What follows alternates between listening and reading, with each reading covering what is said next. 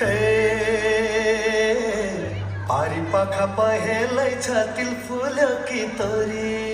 तिल होस् कि तोरी होस् के मतलब? पारी पाखा पहेलै छ तिल फुल्यो कि तोरी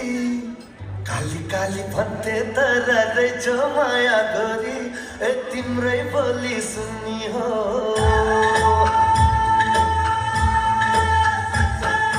आज रातैभरि माया प्रीति बुन्नी हो तिम्रै बोली सुन्नी हो